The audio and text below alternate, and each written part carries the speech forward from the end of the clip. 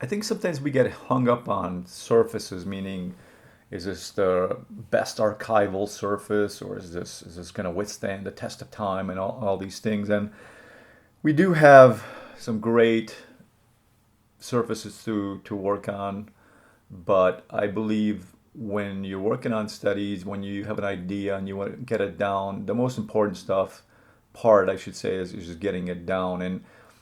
And that's why I do the paper studies, I call them. I think some of you have seen it, and I really enjoy doing them. And those are pieces that I go back to when I want to work them up larger. So this was actually a piece of cardboard, backing material for a calendar.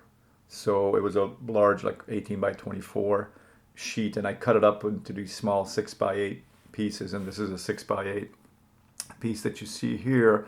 But I thought this would be just a perfect mid-tone to start from. So how wonderful is that? So um, I don't have to put any values down to start from. It's not stark white. It's just, I thought it would be perfect, and just to show you that you can do so much with so little. You don't have to spend a lot of money on expensive surfaces. So the second step was just laying in, establishing, starting to establish the form. And I put down first the darkest dark. That's what I generally start from. Some of you that have taken workshops from me, you know that I kind of, that's the way I generally approach my, doesn't matter what type of painting it is, architectural or landscape. And the second thing I did here right away, I didn't wait for the sky. I put in the cerulean hue, not the pure cerulean, but the cerulean hue. That's what I used here, and it's a cheaper color and it's a lot more intense than this pure cerulean. So I would highly urge you to test it out.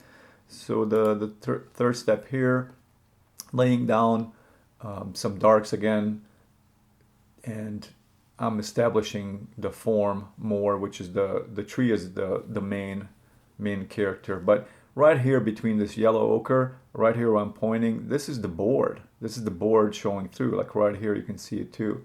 Right here, it's the board. So it's the same or similar value as all these things here, and it really adds a nice backdrop. And right here you can see the board kind of peeking through. It's a really great mid value to work on, I thought. So the next step, again, anchoring down with the shadow, adding a little bit more tree limb and some other snow area. Sometimes people's trees are hovering. It's a good idea to anchor and down, and you'll see in the other steps what I continue to do. And I took a picture of my palette as I was progressing. You can see the harmony, how they're, in harmony. There's no weird green like put right in here.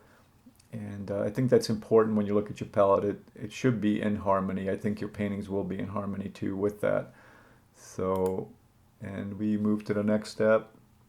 So let's go back to this, and then you'll see the progression of what I'm doing, putting in more lights on the shape itself, the tree, and dry brushing right here, but still keeping I'm not touching the cardboard, this value back here. So it's still the cardboard showing through. Now I'm making the whites, the snow lighter in value, and bringing some vertical strokes. See this right here, connecting the tree with the snow, so it's not separate, it's not hovering. And also I put down the top of the fence, some snow kind of sitting on there to separate this shape and this shape. And finally, this was the final step. Again, this was a little 6 by 8 study, and I'll show you the progression quickly here again as I click through.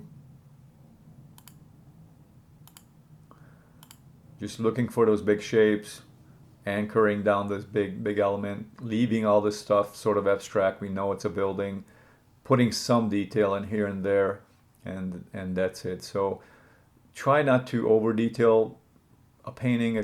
I know it's not easy, but the bigger the painting gets, the more detail, unfortunately, we can put in there too. So try to stop yourself. Again, this was a small piece, and I hope I can keep the same energy that I had in the small 6 by 8. But again, pick a surface that you have around, paper, cardboard, whatever you want, and just paint on it and do these studies on it. What's important is getting your mind working, and all these ideas that might be in your head, you're unlocking them by actually physically doing. So doing doing it, by physically doing it, you're opening yourself up to new ideas also.